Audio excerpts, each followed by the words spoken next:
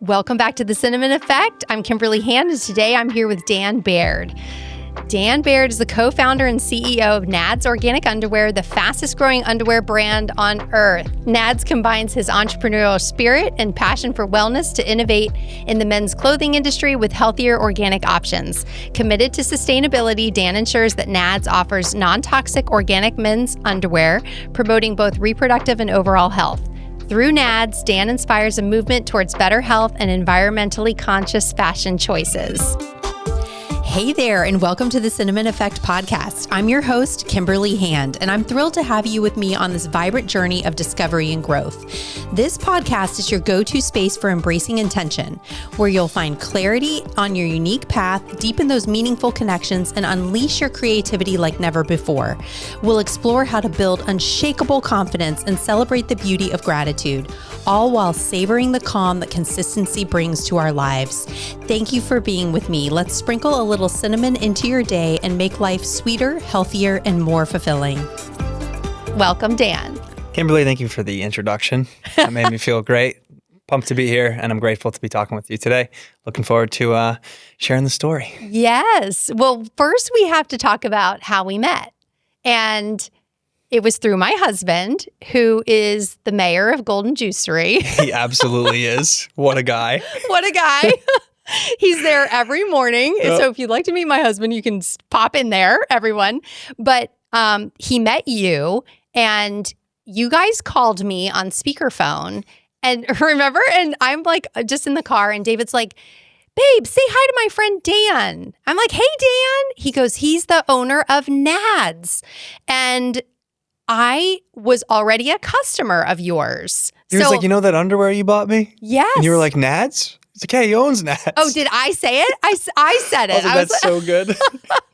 You were like, you should have had that as like a commercial for your business. Yeah. But what I loved about that, like what an organic moment for us to meet. But I told you about my whole customer experience and how it all went down, and like how I was seeing your marketing and your social media videos and really attracted to it through that. And obviously the non-toxic component, the organic component. I had already been, buying underwear for my little guy who's 9. And I thought, well, why don't I do this for my husband as well? Your company, I've been seeing all the videos. So, but it took me a while. I'm like, because my husband is very picky. And I thought, I'm going to throw him for a loop if I just change his underwear out of the blue. All at once. Yeah. All at once. Just like rip everything out of the drawers and like replace it with all this new underwear. So I talked to him about it first, even though I gave him the underwear for Father's Day. It was part of his Father's Day present. I'm like, listen, this is you should do this. And this is not you should do this. This is what we're doing. We. Yep. And I like to tell him that I am saving his life one day at a time. Yeah. So the underwear was just another component of that. Right. Yeah. That's what we say. It's kind of a choice and a series of choices that you should make for optimizing your health, right? Yes. It's not the end-all be-all choice. There's a handful of levers that you should pull, but this is definitely one of those things. And when we started, that was kind of the impetus for the brand was we want to give men an option to be able to make a swap in an area of their life where they typically don't have an option to make a swap in right now. There wasn't really a solution in the market yet, but it's also just kind of one of those overlooked things, right? Yeah. What do you mean by underwear? Yeah. Right? Yeah. So, like you just don't think of that being an integral part of wellness and your health. Yeah. And I feel like now there's so many people talking about it in general, right? Yeah. Fabrics and the ties from fabrics to health and the impact on kind of everything, but specifically hormone health. So it's been a fun couple of years of learning as much as we have, both from the health and wellness side, but also from the business and e-com side, and then just continuing to make these incredible connections along the way. And honestly, my favorite connections that we've been fortunate enough to make over the last couple of years have come from chance encounters in coffee shops. Oh, that's so funny. Yeah. I love that. The best and people ones. are like, yeah. They're like, are you the guy from the underwear company? Yeah. Hey, I am. How are you? It's like Brad Pitt or Dan Baird. I was very excited. I don't think I would have been as excited for Brad. That's so nice. Thank you. Terrible for my ego, but I know, right? Well, thank you for the support, by the way. And that's we ran some, additional promotional efforts during the Father's Day period, and I'm glad that, in that period of time we were trying to go after a little bit more of a diversified demo, that it worked. That's good feedback for us. So yeah, thank you for the sure. support. Well, I want to get into your marketing strategy and all of that, but I feel like first we have to start with how the idea came to you. I know there's a health journey attached to this story, and it's so important to start with that. Sure. All right. So I have had a health and wellness background, just like a personal affinity towards it for most of my life. It's kind of typically it was through the lens of fitness and training. So I was a lacrosse and football player growing up, and was just constantly in the gym trying to train for the next season that was around the corner. My dad put me in training with my older brother. Well, he didn't put me in training. My brother was, I think, 13 or 14, and I was 8 or 9. And my brother was going to this high-tech gym down in Stamford, Connecticut, where we grew up. And he said, "Do you want to go and train with your brother down there?" It was called Blue Streak. And I was like, "Yeah, I want to do anything he does," right? Aww. So from there, I kind of got the bug of just being active. And that stayed with me up until right now. And I've just always been training in and out of gyms, training for sport-specific things, training for just general longevity and health and wellness. But it's just kind of been one of those things that's just been a fixture of my identity since then. And I've never lost that, which is great. Along the way, it's kind of taken different shapes, and eventually it turned more into all-encompassing health. When I was 21 years old, I did a belly flop into a 3-foot pool. I tucked my head. I bopped my head in the bottom of the pool, and I fractured my C4 vertebrae in my neck. Wow. Yeah. Thank God I'm still here. Thank God there wasn't any serious complications. But the small fracture in my spine led to a mountain range of knots in my traps, into my neck, into my rhomboids in my back, all the way down, caused me to herniate L4 and L5 in my low back. And I was dealing with just crazy amounts of inflammation and pain. So all of the doctors that I saw at the time pretty much just told me, "Hey, this is how it's going to be." Yeah. I was like, okay. 21, you're hearing this. Yeah. Yeah. Yeah. So I was like, okay, I'm in my senior year of college, and I'm in a lot of pain and discomfort. Then I graduated, still in pain and discomfort. I had just moved down to Florida. I was taking a new career path at the time, and my first career path at the time. And I was still dealing with it, and I would make it to, 3 or 4 o'clock, and I would be like, I got to take a nap. I'm so tired. And so I was also dealing with brain fog and chronic fatigue, mood swings, and just energy fluctuations that I thought were directly tied to the injury. And I didn't think that someone who was 22, 23 at the time should be experiencing it all. And I was just fed up with doctors. I remember I had a doctor who looked at my back and pretty much said, "Hey, you should go on this." He's like, "We're going to give you a cortisone shot right off the rip." And I was like, "I'm good." And then he was like, "Okay, well, what about, we're going to give you a black box anti-inflammatory, and you're going to take that, and it's going to help you." I was like, "No, I'm not going to take that either." And he was like, "Okay, well, you're going to go to PT with my guys, and we're going to get you fixed." And I was like, "I am going to go to PT with my guys, but I appreciate it. I just wanted to get the MRI done, and thank you for confirming things that I was suspicious of." So that was kind of that turning point for me, pushing back against regular medicine, conventional medicine. And then at that point, I turned into the world of functional medicine before it was really a thing. It wasn't a mainstream, item at all at the time. And I met up with Dr. Joe Radich up at R3 Health in West Palm. And he kind of changed my life. We went and did like a full panel blood analysis, which now is very standard. At the time, it was like, okay, well, what was the blood work I have been doing with my other doctors? He was like, it just doesn't show you the full picture. So that came back. And at 23, I actually learned that I had low testosterone. And that was actually the reason for the brain fog, the chronic fatigue, the inflammation, and some of these other things. The whiplash injury did exacerbate it all and kind of be that first domino that led me to this. But ultimately, it was the hormonal imbalance that really had the biggest impact on my day-to-day life. And so at that point, I was like, okay, how is that a thing? I'm 23, I take good care of myself, and I'm in great shape. And he was like, well, you have a good work ethic, and you eat clean, and you take care of yourself. It's not enough. This is why you're experiencing X, Y, and Z. I said, okay, well, what do we do from here? He was like, we're going to start optimizing your hormones. And so from there, I kind of just became obsessed. And the way that I operate is I will sink my teeth into something until I've either solved the problem, or that's usually it. I see that. I just keep going until it's solved. And can be a blessing and a curse, of course. Yeah. But I went out and changed things like my deodorant, my soap, a lot of the cosmetic products, food storage containers, what I was cooking with, what I was eating. Obviously, that was kind of the first thing. Drinking out of things like plastic, I swapped all that out. and started making some of these no-brainer choices that were available in market already.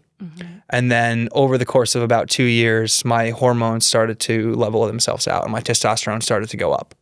And flash forward to September of 2022, I've already made a handful of changes across my life, and I'm starting to live more of this, what's now known as a non-toxic holistic life. And I'm sitting there in the sauna in 2022, and I'm looking down at my compression shorts, and I'm just thinking to myself, hey, I just made the switch to my bed sheets to organic cotton bed sheets.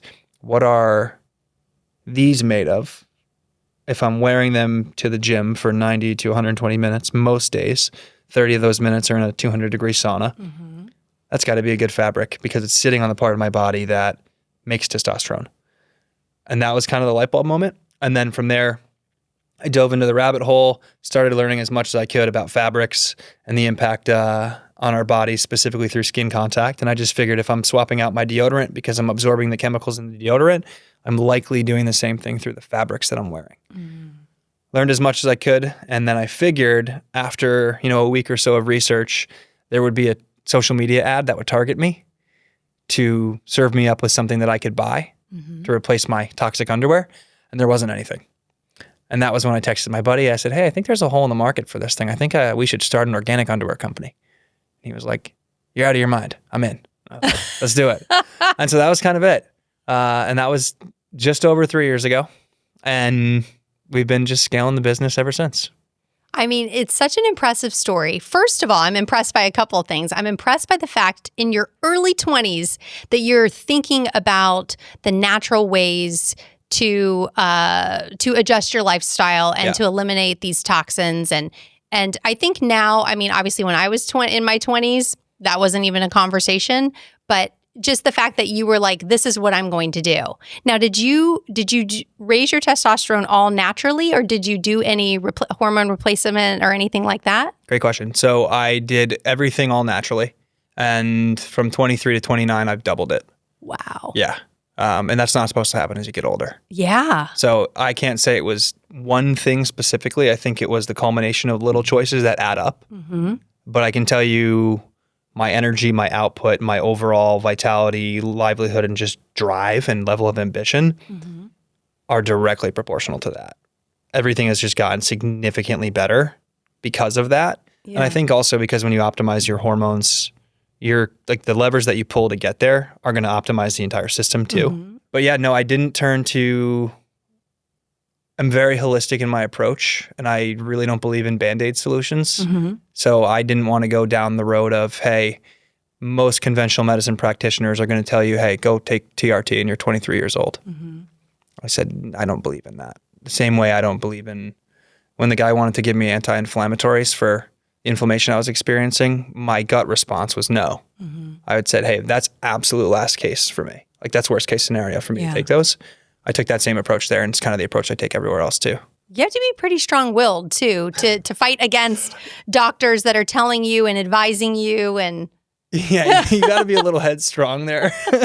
I don't know. Maybe now it's strong-willed. Maybe early on it was just me being a stubborn young man. Right. Who just thought I was smarter than a lot of the people out there. And I'm glad that was what happened. But this was before we had, as much access and exposure to some of this information that's now just kind of readily available. So it was a little bit more like, hey, what are you doing at the time? And I just intuitively knew it was the right direction for me. Yeah. Yeah. So I advocate for TRT if you're clinically low and you've tried things for a year, 2 years, 3 years, and you can't just kind of spark your own production again. Or if you live a lifestyle that's just not conducive to recovery, maybe TRT is a good fit for you then. But personally, it wasn't a road that I wanted to go down, at least not at 23 to now. Yeah. Was there anything else? You're eliminating the toxic things. I actually just did a podcast talking about food storage and all the things, to switch out, basically. Toilet papers, everything. Like I have troubleshooted the entire house. Yep, me too. I'm there with you. Yeah. What do you feel like, besides from that, is there anything, another big component to what you did? I think if I reflect on the whole thing, the biggest changes that I made over the years that had the biggest impact on hormone production for me were dialing in my sleep, probably as number one. And, there's nuance to that, right? Like when do you stop caffeine intake, consumption of alcohol, avoidance of just toxins in food and things. And all these things have a direct impact on how you sleep, right? And if you're getting into that deep REM sleep, then you're actually recovering and your body can make more testosterone. So that was probably number one. Number two was getting as much sun exposure as I can. So I try to be outside as much as humanly possible. And I work in ecom, so I have to be on my computer a good amount of time. Even when I'm doing that, I try to be outside. There's mornings where I'm in the coffee shop, and then there's afternoons where I'm working from, just my outside dining setup, right? So getting as much raw, unfiltered sunlight on my skin and in my eyes as I can per day, super important. That kind of goes hand in hand with one that I've been experimenting over the last year, which has been exercising outside. So typically I grew up working out in gyms, and, in gyms you've got relatively, I don't want to say stale, but stagnant air for the most part. You have overhead fluorescent lighting. You have a lot of off-gassing from the equipment and the rubber mats on the ground. So it's kind of Stinky. it's like a VOC. Stinky in a lot of ways. Yeah. Not an ideal scenario for when you really need to oxygenate when you're training, when you need it more. So I thought that was interesting. So what I did was I put a little home gym set up in the back of my Jeep at the apartment complex I was living at last year. I had a collapsible pull-up bar. I had some dumbbells, some kettlebells, a jump rope, an ab wheel, and maybe a mat, and an adjustable bench with some dumbbells, right? And I was like, all right, I've been in regular gyms for 20 years. Now I'm going to try this. And I did it for a year, and just under a year, and I saw a 150-point jump in my testosterone. And in that period of time, that was the smallest period of time that I've seen the biggest jump. And I didn't really change anything else. Yeah. Other than just literally exercising outside, less frequency. So I was training 3 times a week versus typically 4 to 6, and more functional movements. So I think it was a combination of that plus being outdoors. And then one I think that gets overlooked is building a sense of, building a community of like-minded people. I think isolation is dangerous. And I think we've arguably glorified that lone wolf solitude mentality. And I think finding a tribe of like-minded people works wonders for our health, specifically our hormone health. Other than that, make the switch to organic underwear. Yes. That was a pretty good one. Yeah, of course. Of course. I mean, so inventive. So I love those that you mentioned, because I'm a huge proponent of sleep. I've been talking a lot about, I don't wear my sunglasses outside really hardly at all anymore. And it's amazing. The mornings that I can get to the beach at sunrise, I can feel my hormones balancing. I can literally feel it in the moment of I feel like my nervous system is more regulated. I mean, there's just so many benefits to it. And this is all free. This is all, these are things that everyone can do, which, so I love that you highlighted those things. And that's super important, especially in the morning, setting your circadian rhythm the right way. Yes. Yeah. And then you sleep so much better too. So much better. Yeah. We really undervalue that. So I really try. I mean, I'm a 45-year-old woman, so hormones are my key to life these days. So, so I love that you highlighted that. But okay, you're in the sauna. You're like, what is this fabric that's on my hot, sweaty balls? And where do you go from there? Maybe talk about what you found in your research, the types of things that were in conventional underwear, and then how you were very inventive with NADS and eliminated those things. Sure. So basically what I uncovered in that research was that most conventional pieces of apparel, but in our case, underwear, are made with either entirely synthetic materials or conventional cotton, right? And the risk area with both of these is that in these harsh, toxic synthetic fabrics, you have toxins and chemicals used in the production of these fabrics that then linger in the actual final goods, and then they don't come out with conventional wash cycles, right? So they're made from petrochemicals, and they're literally petrochemicals turn plastic, spun into fabric, so you have plastic fabrics, right? Polyester, nylon, and they can contain chemicals like BPA, PVC, formaldehyde, toxic azo dyes, forever chemicals and phthalates, and things that you just don't want near your skin, but specifically near the skin of your most sensitive parts, one of the most absorbent parts of your body. So that's the risk with the typical athletic underwear. And then conventional cotton, which is what you would see on for some reason when they were making conventional boxers, it was like the universal design was the really ugly plaid. Yeah. And it's like that really thin, scratchy material. Yeah. Right? So the risk with conventional cotton is that it can contain pesticides and insecticides used in the farming of the cotton. And cotton's one of the most pesticide sprayed crops in the world, right? So those linger in the final goods as well. And there's been studies that actually show that those don't come out with conventional wash cycles either. Wow. So then from there, I was like, okay, well, you clearly know what to avoid. Well, then what are the good options? And typically the natural fibers like hemp, linen, wool, cotton, organic cotton, because conventional cotton is now a risk area. So you kind of cross that one off the list. So organic cotton's the option. But then you run into the concern of greenwashing within some of this, right? So there is organic cotton out there that is marketed as organic. Is the validity of the supply chain there? Maybe yes, maybe not. A lot of it is greenwashing, and I would say be careful if it's just marketed as organic cotton. So then for me, looking at it as an entrepreneur and as a consumer who has a very high bar, I just thought, what is the gold standard of fabrics and how can we try and really make sure we put forth the best option possible?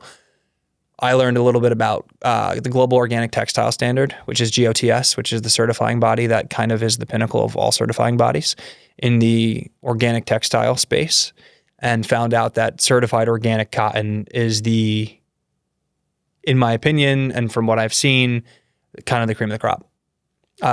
Merino wool is great. I just didn't go down that road because personally I have an allergy to wool. So it just wasn't ever something that I wanted to solve the problem for myself as. So I just figured organic cotton was probably the right direction. And I thought it was softer personally. So we went with that. And I also liked that we could rely on the validity of the supply chain by only working with certified organic cotton farms, manufacturers, and just all the way through the supply chain until the end user. Was it easy to find?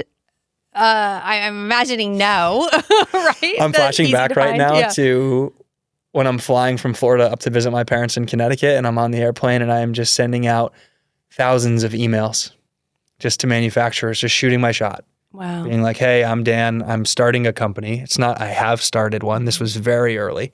So I'm going to start a company. We want to do this, this, and this. I found your information here. Wanted to talk about like minimum order quantities and what it would take to start a partnership. Out of those thousands of emails, I got maybe 100 responses. And out of those 100 responses, I think maybe 20 of them were even willing to give us a shot. And then out of those 20, maybe 5 to 6 of them had good communication. And out of those 6, maybe 1 to 2 of them had good pricing lead times. And then out of those, 1 had a really solid prototype that we were able to make. Wow. And so that was our first supplier. And they're in Turkey. And we're still partnering with them. And they're awesome. And that was kind of the process for us finding our first original partner. And then from there, we learned a little bit and have been able to expand a little. But yeah. Yeah. That's where it started. How long was the process of actually designing the underwear? All in, I would say from starting to when we were actually able to place our first purchase order, it probably took 3.5 to 4 months. Oh, I feel like that's really quick. I think it took 3.5 to 4 months because at the time I was not abiding by the sleep rules that I had set to optimize my hormone health. And I was like, I'm willing to sacrifice my health for a little while here so I can help the hormones of the men across the world here. Right. I have a vision.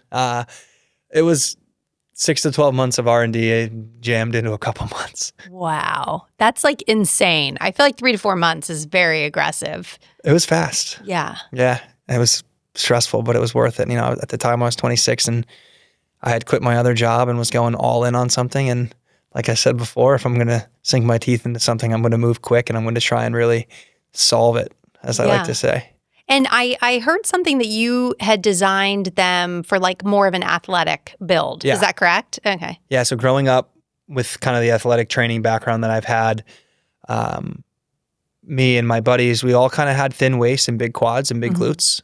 And that made shopping for pants and underwear a little bit harder. So we gravitated towards wearing compression shorts more often because they were just very form-fitting and they didn't ever rip, right? So they were more capable of holding that style of body. So if you have a 30, like I have a 31 waist, but my quad's probably built for more of a 36 to 38 waist underwear or pant. And that's very, very hard to find those proportions. Yeah. So what we did was kind of try to cater to that, but not do it to the extent of it eliminating it being a regular fit for, more of a lean build. So it's kind of in the middle. And then based on, your dimensions and whatnot, you can kind of elect different sizes, but the boxers are capable for that. And then the boxer briefs are also kind of conducive to fitting the athletic build as well. Yeah. We actually, for my husband, I started with one style and realized he was like, oh, they're too long. Yep. He's all of 5'9". So it was like finding the right fit, but your company was great and letting me, return those and getting, I think, the shorter version. Yep. The American flag. Which one are those? So we launched the trunks. The trunks. Yeah. Yeah. And it was for that exact reason, because our original boxer briefs were more of the extended cut. Yeah. To try and mimic more of that compression short style fit that a lot of the athletes love. Yeah. But then what we found was that people were asking for a shorter cut. So it was a pretty simple adjustment. And we just said, take a couple inches off the length of the boxer brief and then hem it there, and we brought that to market. Perfect. But you had no apparel background. You had entrepreneurial background though. Yep. You want to talk about that? Yeah. So what you were doing before. I worked a little bit in apparel. So I kind of understood a little bit about decoration and fabric construction. I didn't have any fashion background or design background at all. So my instructions to the supplier, they were probably reading it like, is this guy a caveman? It was like, take the crotch from this pair, mimic the waistband on this pair, put the pouch underneath to look like this, cut the leg to this length, and probably could have solved this whole thing with one basic, what I know now as a tech pack. Oh. Yeah. But we made it nevertheless. But yeah, so when I graduated from UConn in 2018, I came down to South Florida to work with my uncle on building a print and promotional marketing company. And we were originally just doing stickers and decals for companies that have assets in the field, like propane businesses, portable restroom businesses, and we were making their stickers for their units. And my uncle had said, hey, we want to turn this into a print and promo company and do more than just that. And I was like, okay, that sounds good. Like, what do we do? He's like, oh, no, that's what you got to figure out. Okay. I'm 22. I'll figure it out. And there was a small team of us at the time, and we kind of just figured it out and started to grow that company. And I really got a taste of entrepreneurialism from my uncle. And he was my OG mentor, taught me so much and just exposed me to the world of what's possible and how to kind of ignore all of the reasons why things shouldn't work and really only focus on the things why they should work. Yeah. And that kind of gave me the bug. And so over the course of 4 years, we grew that company up, a couple locations on the East Coast, 15 or 16 people. And we were full service print and promo business, doing everything from stickers and asset identifiers all the way to trade show signage, event signage, up to promo items like, the hat I'm wearing, the journal you have there, and then sure enough, apparel and all sorts of wearables. Mm-hmm. So in that process, I learned a lot about supply chain negotiations and how to manage suppliers, which has proven to be handy, and sourcing.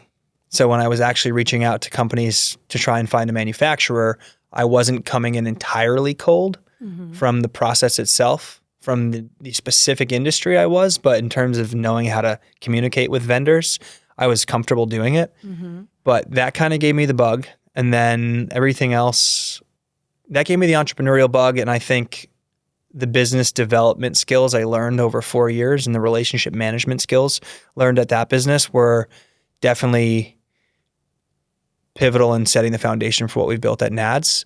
The differences have been that this is an e-com company, which is a totally different world than managing B2B relationships, person to person. So direct to consumer is very, very different. And then fashion and apparel is a little different than marketing services. Yes. Yeah. Yes. But you love because we had spoken before, you love the intricacy of the e-commerce process and obtaining that consumer, and you're really into that. Yeah. You kind of geek out on that, right?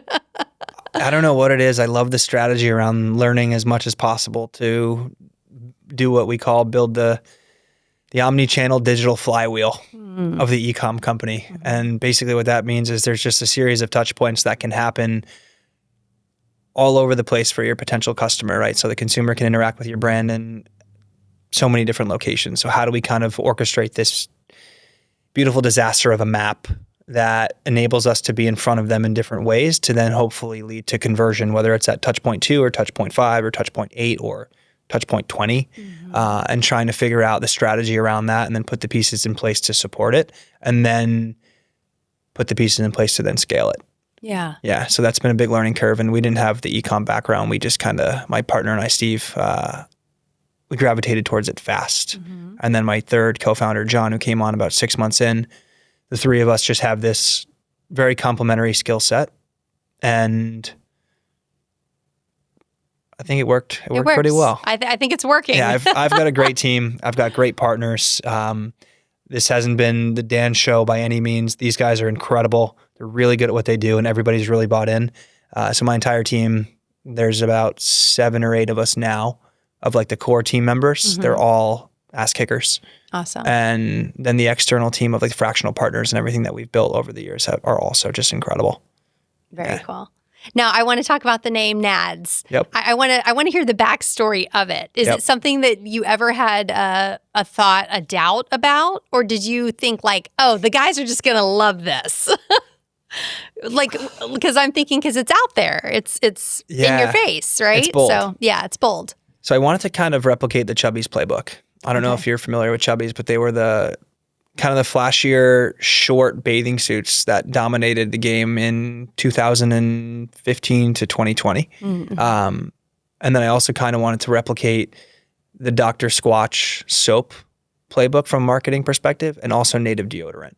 So those were kind of like the 3 inspirational brands that I was looking to try and build off of, right? And Manscaped was also up there too, Dollar Shave Club. Some of these more brazen companies that a little bolder in their marketing approach. Maybe like a Dude Wipe too, yes. somewhat? Sean and what they've built at Dude Wipes is actually exactly it.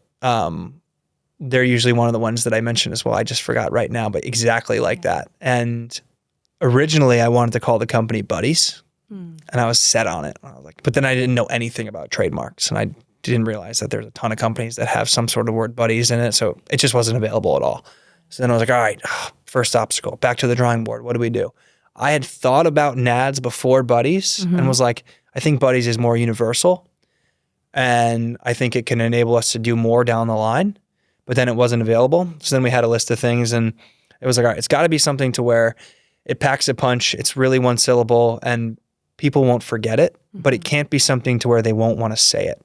So NADS we're walking a fine line right there. Yeah. Some people don't know what it means. And then when I say it, they're like, oh, NADS. Like, I'll wear this hat. Like, oh, NADS. Like, what is that? I'm like, oh, it's an organic underwear company. Like, what does it mean? I'm like, oh, it's like organic underwear designed for healthier NADS. And they're like, oh, really? I'm like, yeah. They're like, wow. And like, no one will forget it. Yeah. Because no one's going to call their company, like, we wouldn't call the company Nuts, right? Or like Testes or something like that. So it had to be something to where it was potentially not what you think it means, but it is at the same time.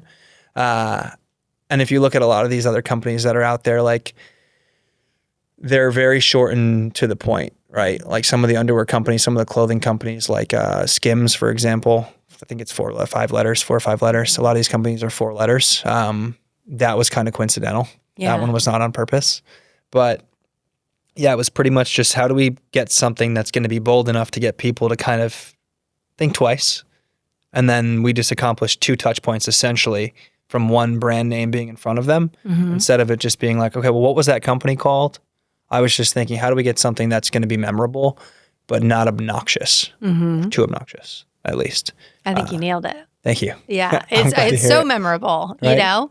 Why did you go with NADS Under? Because it's nadsunder.com instead of doing like NADS Underwear. Yeah, so kind of just no real reason for that. My thoughts were we couldn't do nads.com because there's NADS hair cream removal, which is a brand. So they have nads.com.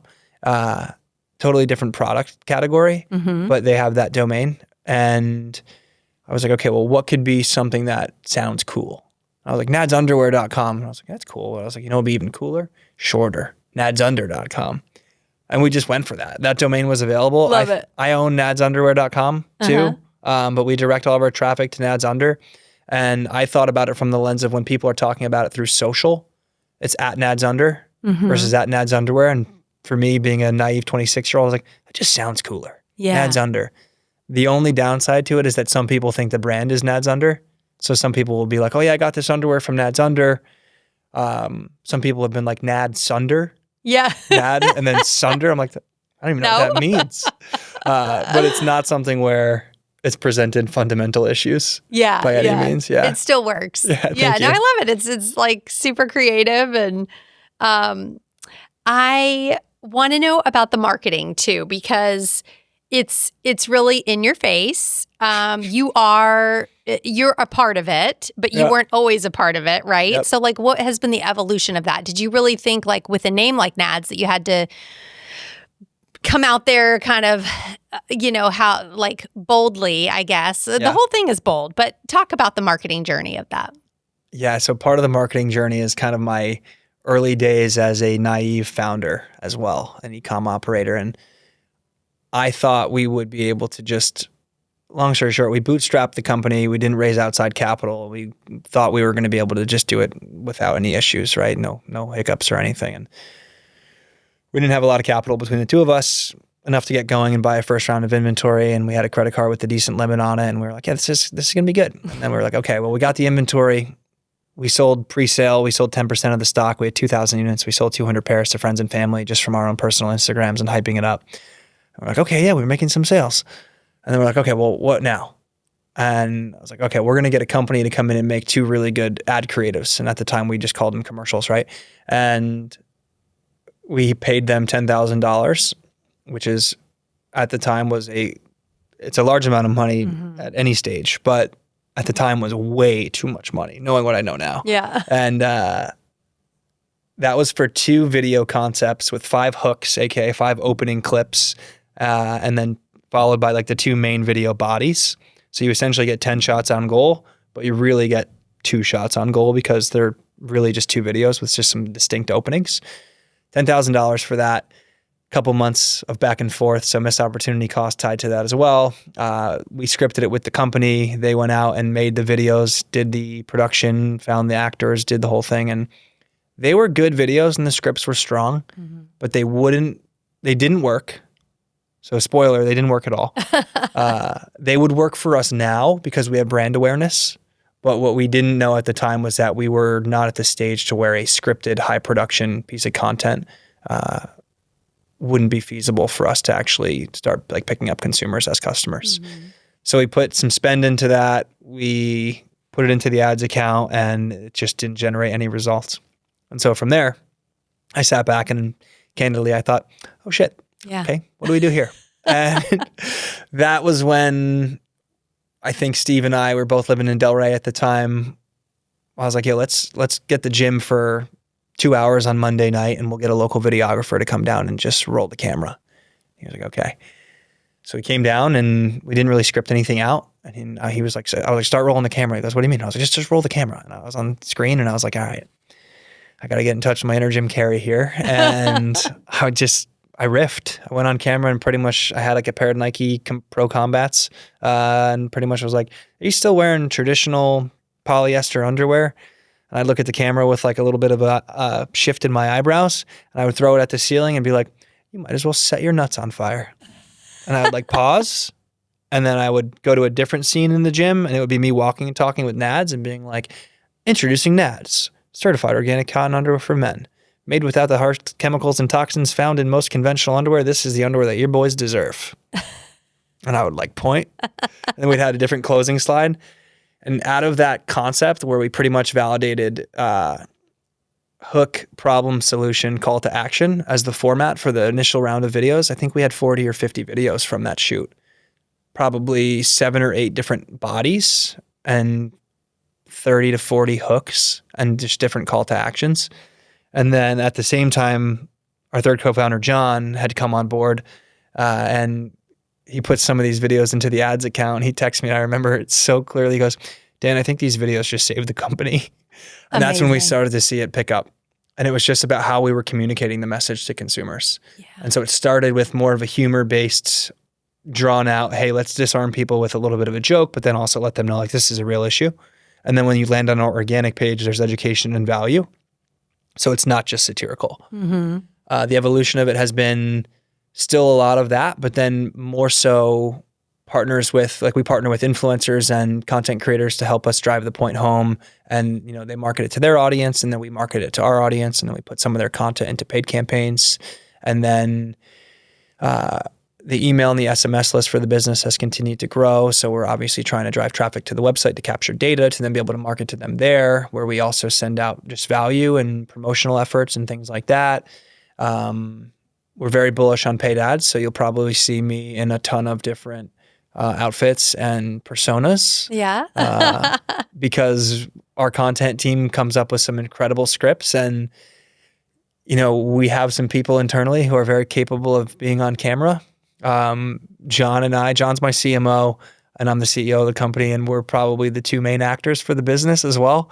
And every time we do it, we love it more and more. And we arguably get better on camera each time, at least I think. Yeah. And we have more fun with it. And we're trying to kind of emulate some of that true classic tease skit style stuff. Yeah. Some more of that like Dr. Squatch original style stuff, the Old Spice attitude, where we just like make drawn out exaggerations about what's going on and then introducing the product in funnier ways. And that's kind of been like the evolution of our content internally. And then other than that, that's really it. It's like paid ads that we make internally, paid ads that we get from partners and creators. And then there's influencer content to their audiences. And there's our organic content, which we put out for our Instagram and TikTok presence. And then we run some ads on Google as well. We just launched on Amazon, I think 45 minutes ago.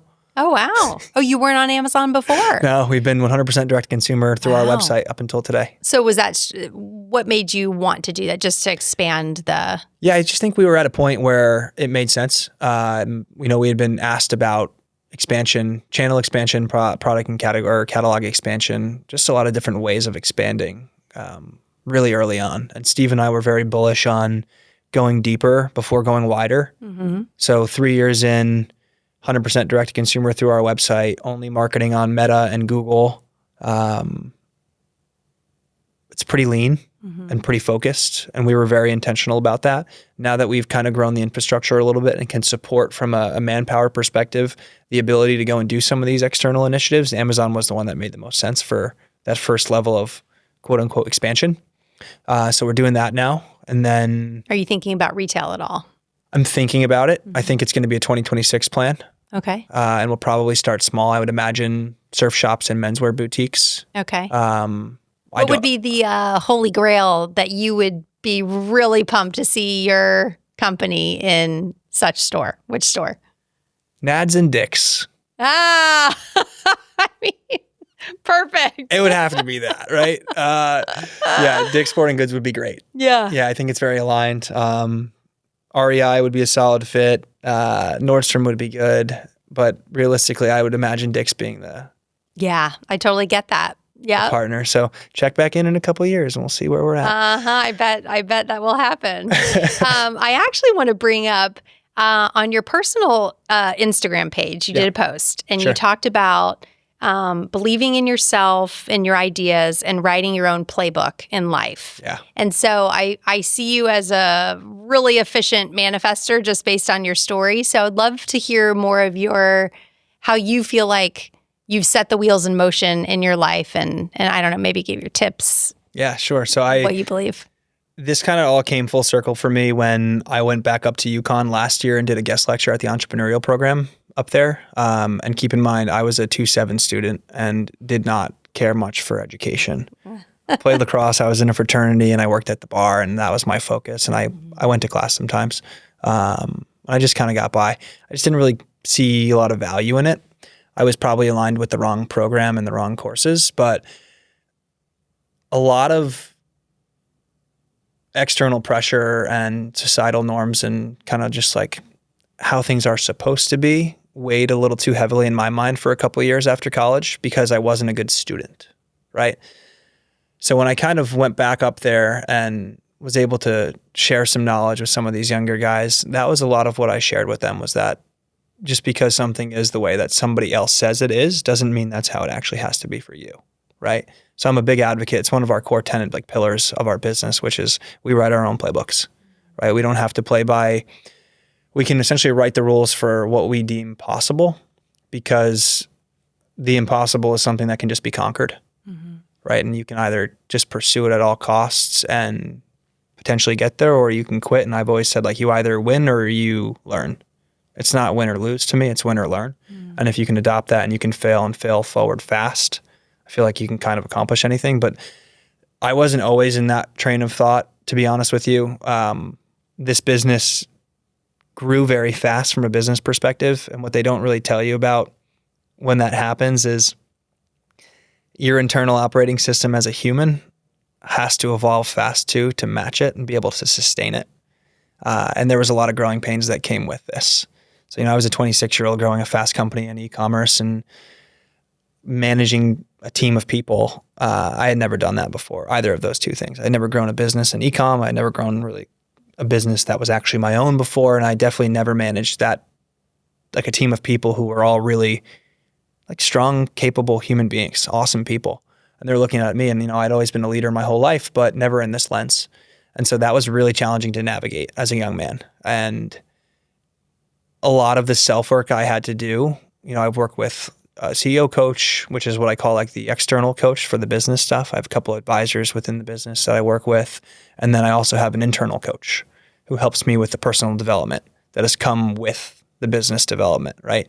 And so they're equally as important. I would arguably say that the internal work's more important than the external work, because at times I kind of felt like I was running on a treadmill and the treadmill was going 9, then 12, then 15, then 20, but my legs were only trained for 9. And then when they finally were trained for 12, it just jumped up to 15 and they were just kind of being dragged like beneath me. And so in that process, one of the things that happened was I had a disconnect between what the company mission statement was and what my own mission statement was. And then I worked with somebody who kind of shined light on this, which was that the disconnect you're feeling is that you think they should be different. And he said, realistically, what you're working on and what your purpose is as Dan Baird, as an individual, your purpose on this planet should be the same thing as what your business's purpose is, because the business is an extension of how you carry out your purpose. So that was one of the most profound moments in the last couple of years for me. And then I got very, very clear. And from there, I've essentially coined it as, my mission is to improve other people's lives by inspiring healthier choices and building connection. So that's the mission statement of NADS. And then within there, we have pillars that are kind of how we operate, right? One of those is that, we write our own playbooks. Yeah. And I just think that anything is possible if you believe it possible and you work at it.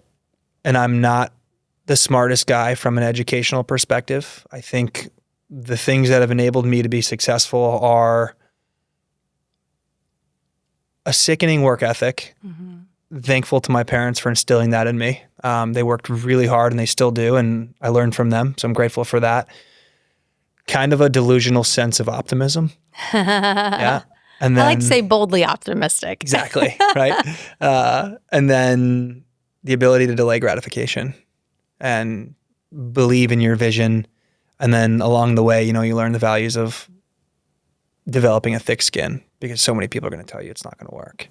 And it really, it might not work, but if you believe it's not going to work, it's not going to work. Right. So you got to maintain that level of positivity. And I just think if you push back on how things should be, that's when you'll really start to figure out what it is you're made of and tap into your true potential and then make a real impact. And my favorite part of what we've done over the last couple of years, there's two things. The first thing is the societal contribution and making an impact in the world.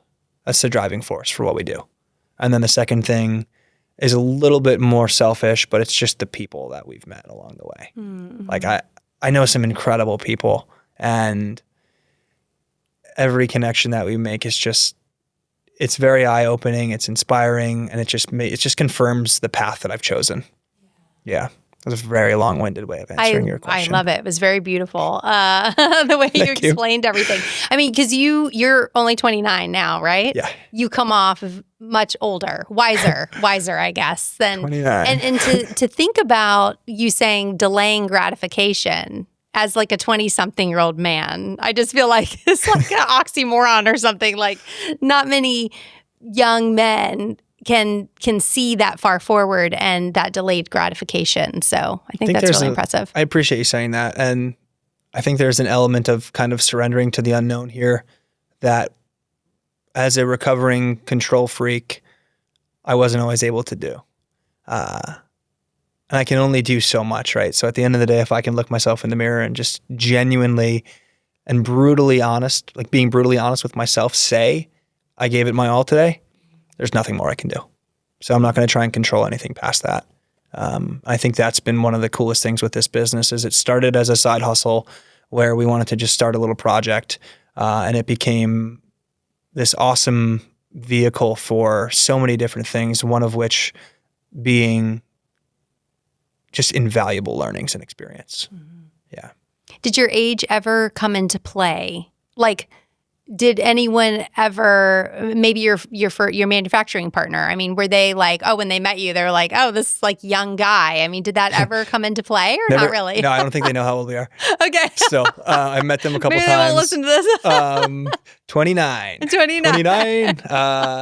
But no, that actually never was brought up. And I think it's because Steve and I have carried ourselves a little bit differently since we started this. And I think the level of maturity we've had to snap into wasn't an act, right? So a lot of times you can see through that when it is. And don't get me wrong, I'm still doing boyish things, right? Like I told you, I fell off my longboard last week because I gotta stay in touch with, sprained my wrist here. But no, the age thing hasn't really come up much because most people don't think to ask it. And then when it does come up, it's typically because I'll ask somebody and I'll be like, oh, so like how long have you been doing what you're doing? Because what I do, I try to do once or twice a week. I do like founder jam calls where I just connect with someone random doing something and we just tell stories, AKA founder story for, XYZ company and then founder story for NADS. And then it's just a way of getting in touch with people and making friends and then having more people in the network. And I'll ask people like, okay, well, how long have you been doing this? Oh, cool. Like, when did you start it? So like, how old are you? And they're usually like the sweet spot is between 35 and 45 is that window for where I found most founders. That's how old they are.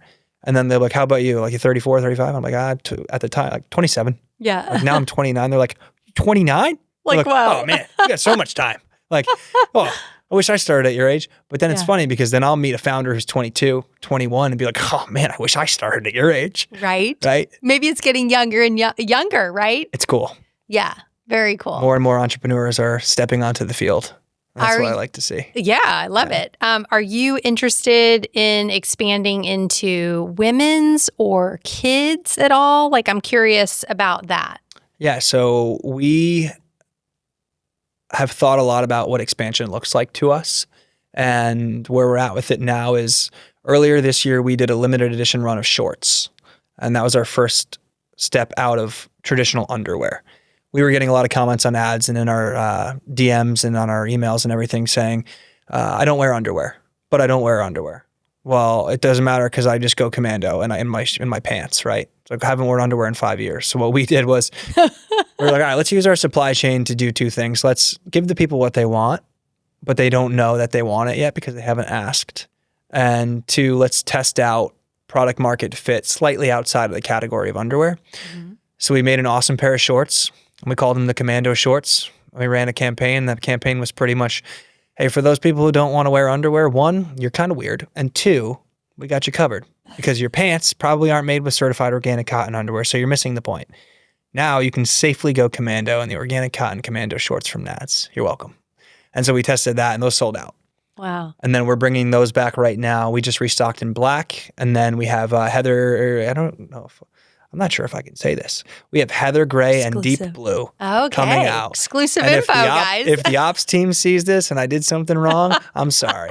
But those are coming out. So limited edition colorway drops for those.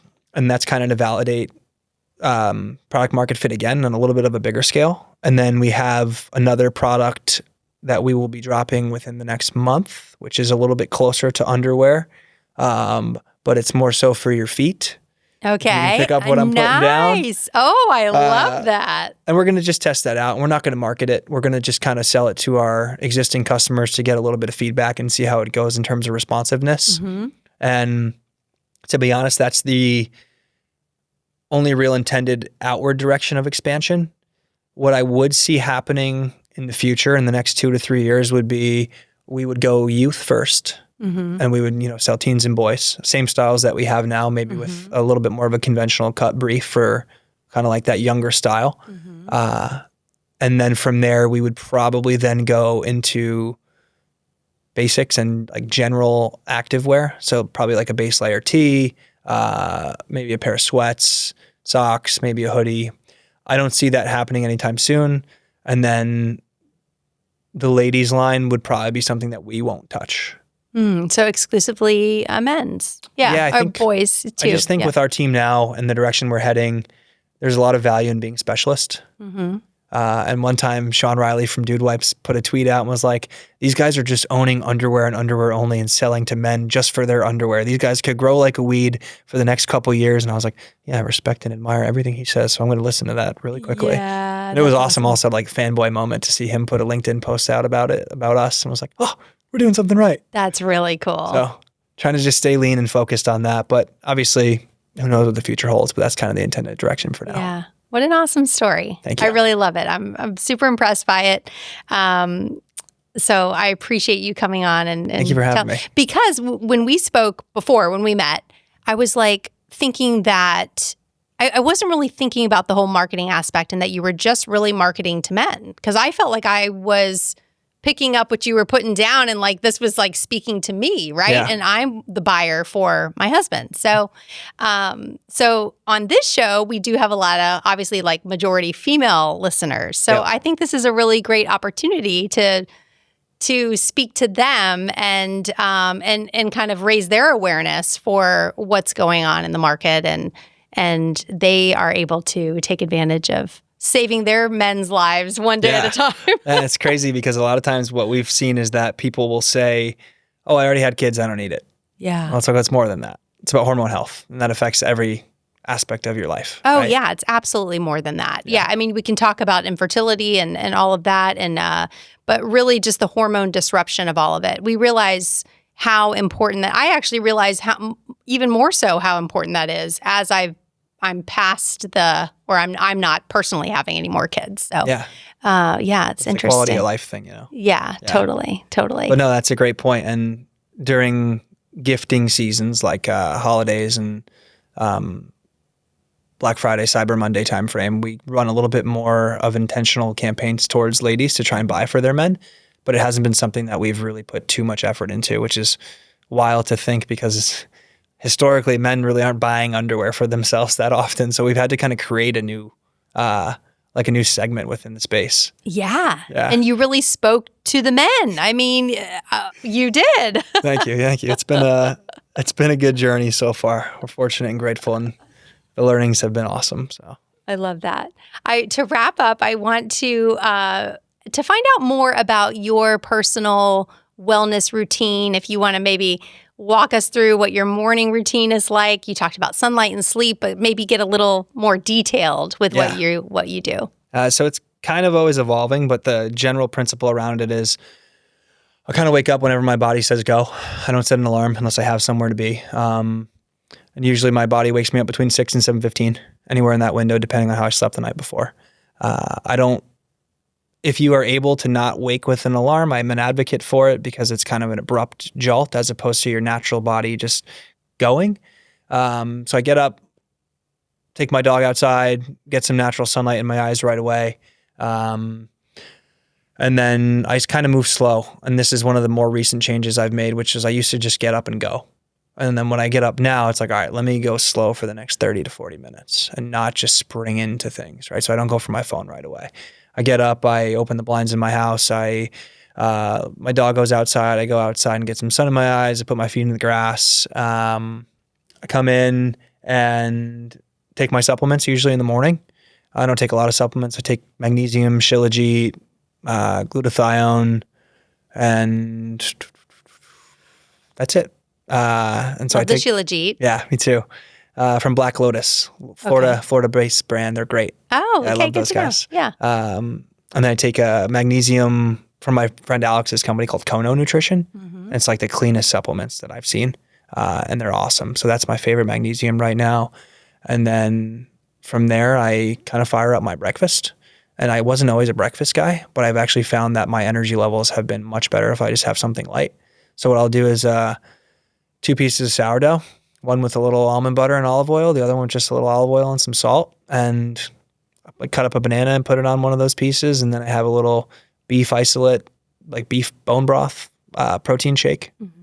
And then I typically take a shower and I will head over to a coffee shop and work for a couple hours.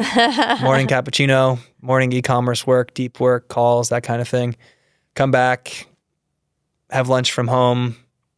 Lunch is typically, the way I eat is just kind of plants and animals. And then some fermented things, like I'll have sourdough if I'm going to eat bread. And I'll have lunch. Usually it's some sort of lean protein with vegetables and maybe some fruit on the side. And then I'll work for a couple more hours. And then the afternoon, I typically train between 3 and 5. So that's usually my window for that.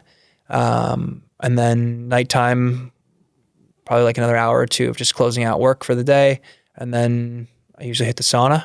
Big fan of the sauna. Love the sauna. And then dinner. And then I sometimes I'll watch a little TV with some blue light blockers on. Sometimes I'll just read. Sometimes I'll play my guitar. I was riding my electric skateboard a lot until last week. Not anymore. Nope. So I'm going to have to find a new way to scratch that itch. But yeah, just trying to get outside. I do a lot of walking and rucking too. So on the days where I'm not training, lifting weights and like training in the actual home indoor outdoor gym I've built, I'll strap on my rucksack with 30 pounds and I'll go 5 or 6 miles just along the coast next to the beach, which is great. Nice. Yeah. So life has been good lately and that routine has been serving me well. You're more of an afternoon workout guy? I was historically a wake up at 4:40 and train from 5:15 to 6:30. Yeah. But I found that I have so much more energy between 4 and 6. And I'm carb loaded at that point in the day. Yeah. So I can like really hit it. And I don't feel like I'm forcing myself to train at that point. When I would wake up and go first thing in the morning, I felt like I had to use everything I have to get there. Yeah. And it's not that I'm not a morning person, but I've created a lifestyle for myself where I was able to, by design, kind of create my week. That was one of my main goals where I started the company, was I wanted to be able to be entirely in charge of my time and choose when I trained. And I couldn't train in the middle of the day at my prior job. So now I found that that's kind of my sweet spot for, while I don't have a family and kids right now. So yeah. I'm gonna enjoy it while I can. Oh yeah. That 3 to 5 is not going to be good. Different story then. Yep. So I'm just got to enjoy it while I have it. Yeah, exactly. Do you have an infrared or a traditional sauna? I have a dry heat traditional sauna that the guys from Western Soul just came out and built for me. Oh, cool. It's a Western Soul times NADS co-branded sauna. And it's fully non-toxic. It's got a big glass door, so all the light comes in. Yeah, it's super cool. They did a great outside? job. Yep. Oh, neat. Yeah. Very neat. Yeah. And then I have the little infrared lights, though, inside. Cool. So, like, I'll lay in front of that at the end of the night sometimes just to extra heal, I guess. Yes. Yeah. That red light feels great, yeah, I feel like. Yeah. What a routine, Dan. I appreciate you coming so much. Thank you. I want you to shout out where people can find the underwear, whatever you want to shout out. Sure. So the underwear business, NADS, is nadsunder.com. On socials, it's at nadsunder. You can buy us FBM on Amazon as well now, I believe. But nadsunder.com. And then for me personally, my Instagram and my Twitter are at I'm Dan Baird. So IMDANBAIRD. And then there I also write a newsletter called Better in 5, where I share 5 health and wellness tweets from the week that I think are relevant and can expose people to just different viewpoints to try and help them make more informed decisions. And I provide some thoughts around those things. So that's at the link in bio in my socials. Very cool. I like that. I had that to bring up was the the newsletter. Because I do actually in my newsletter, I do 5 things that I'm doing right now. I love that. It's kind of, just to round up. It could be I'm listening to this podcast, or I'm reading this book, or I'm eating this, or, I just kind of throw those things in there. Wait, so what are 5 things you're doing right now? Oh gosh, you're gonna put me on the spot. Or 3. 5. Okay, so I am doing sunlight in the morning. Nice. Which I'm not typically a morning person. I'm also getting my son ready for school, so it's kind of a hectic time. But I am trying to at least go outside and get that get that sunlight. I used to make it more of an event, like, I have to get up and I have to be at the beach and even if I can just get outside and get that light in my eyes is important for me.